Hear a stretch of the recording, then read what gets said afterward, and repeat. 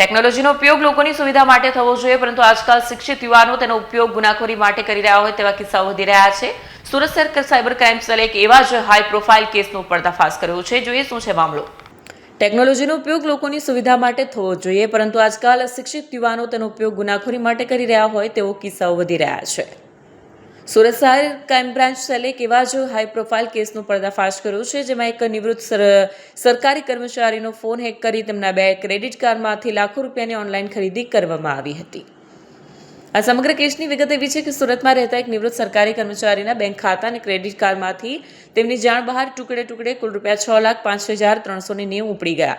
અચાનક મોટી રકમ કપાઈ જતા ફરિયાદી ચોંકી ઉઠ્યા. તેમને અહેસાસ થયો કે તેમની સાથે મોટી છેતરપિંડી થઈ છે. તેમણે સુરત સાયબર હેલ્પલાઇન 1930 પર સંપર્ક કર્યો અને બાદમાં સુરત સાયબર ક્રાઇમ સેલમાં ફરિયાદ નોંધાવી હતી. પોલીસ તપાસમાં બહાર આવ્યું કે આ કોઈ સામાન્ય ઠગાઈ નહોતી, પણ એક વ્યવસ્થિત આયોજિત સાયબર હુમલો હતો. આરોપીએ ફરિયાદીને એક શંકાસ્પદ લિંક મોકલી. જેવી ફરિયાદીએ તે લિંક પર ક્લિક કર્યું કે તરત જ તેમનો આખો મોબાઈલ ફોન હેકરોએ પોતાના કબજામાં લઈ લીધો. મોબાઈલનો એક્સેસ મળી જતા આરોપીઓ ફરિયાદીના ક્રેડિટ કાર્ડની વિગતો અને ઓટીપી સરળતાથી મેળવી શકતા હતા. સુરત સાયબર ક્રાઇમની ટીમે ટેકનિકલ સર્વેલન્સના આધારે તપાસનો ધમધમાટ શરૂ કર્યો અને છેક મધ્યપ્રદેશના ગાલર સુધી પહોંચી. ત્યાંથી પોલીસે વિષ્ણુ ઉર્ફે બાબુ સૂર્યવંશી નામના યુવકને ઝડપી પાડ્યો. આશ્ચર્યની વાત એ છે કે વિષ્ણુ બીટીમાં અભ્યાસ કરે છે. તે ભણવામાં તેજસ્વી હોવા છતાં ટૂંકા રસ્તે પૈસા કમાવાની લાલચમાં આ સંગઠિત ગુનાખોરીના રસ્તે ચડી ગયો હતો.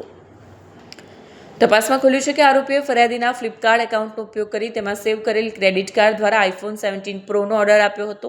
આ ફોનની ડિલિવરી કોલકાતામાં લેવામાં આવી હતી અને બાદમાં તેને ₹95,000 રોકડમાં વેચી દેવામાં આવ્યો. આ ઉપરાંત આ ટોળકીએ એપલ, મેકબુક, સ્માર્ટ વોચ અને સોનાના સિક્કા જેવી કિંમતી વસ્તુઓની પણ ખરીદી કરી હતી, જેની ડિલિવરી દિલ્હી અને કોલકાતા જેવા શહેરોમાં મેળવવામાં આવી હતી. ડીસીપી વિશાખા જૈને જણાવ્યું હતું કે નિવૃત્ત સરકારી અધિકારી સાથે છેતરપિંડીનો કિસ્સો સાયબર ક્રાઇમ સેલમાં એક નિવૃત્ત સરકારી અધિકારી સાથે થયેલી છેતરપિંડીનો ગુનો નોંધાયો છે. આ અધિકારી સાથે કુલ 6,05,000ની છેતરપિંડી કરવામાં આવી હતી. મુખ્ય આરોપી વિષ્ણુ પ્રતાપસિંહ ગ્વાલિયરથી ધરપકડ કરવામાં આવી છે. તેને ફ્લિપકાર્ટ પર પીડિતની સેવ કરેલી ક્રેડિટ કાર્ડ વિગતોનો ઉપયોગ કરીને iPhone 17 Pro Max ખરીદ્યો હતો. iPhone ઉપરાંત આ ટોળકીએ પીડિતના ક્રેડિટ કાર્ડનો ઉપયોગ કરીને મેકબુક અને સોનાના સિક્કા પણ ખરીદ્યા હતા.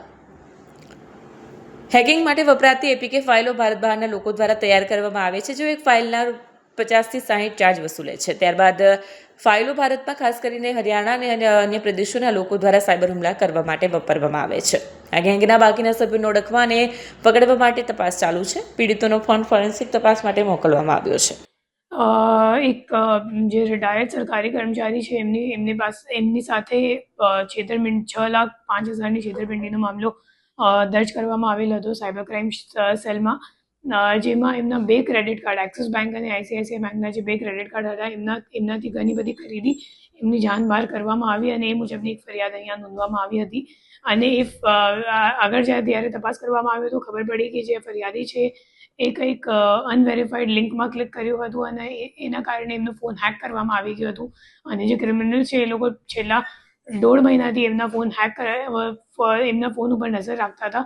અને જ્યારે રિટાયર થઈ ગયો, એમના પેન્શનના પૈસા હતા 6 લાખ રૂપિયા, એમના અકાઉન્ટમાં જે રીતે પૈસા આવ્યા તો તે રીતે જે આરોપીઓ છે એ લોકોએ ખરીદી કરવાનું શરૂ કર્યું.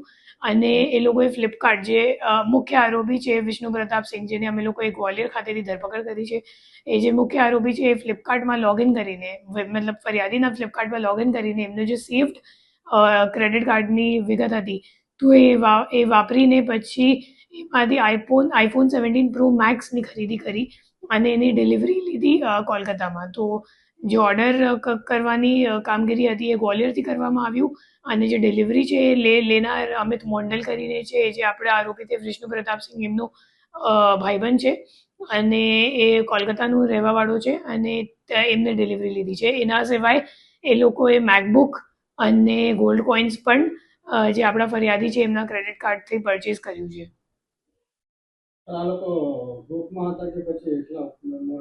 એ લોકો આખા ગ્રુપ તરીકે કામ કરે છે. એક ઓર્ગેનાઇઝ ક્રાઇમ જેવું છે, જેમાં જે APK ફાઇલ છે એ બનાવવાવાળા અને સર્ક્યુલેટ કરવાવાળા મૂળ હરિયાણાના છે. અને આપણા જે વિષ્ણુ પ્રતાપસિંહ જે પોતે બીટેક કરે છે IT માં, તો ટેકનિકલી ઘણું સાઉન્ડ છે અને અગાઉ પણ દ્વારકામાં જામખંભાલિયા પોલીસ સ્ટેશનમાં પકડાયેલ છે અને ત્યાં છતાં એને જે ગુનાહિત પ્રવૃત્તિ તે ચાલુ રાખી છે.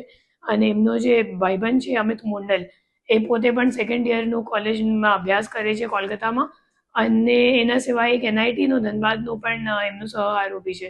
તો હાલ આ દિશામાં તપાસ ચાલુ છે અને આખી જે એમની ગેંગ છે એમને પકડવા માટે અમે લોકો પ્રયત્ન કરી રહ્યા છીએ.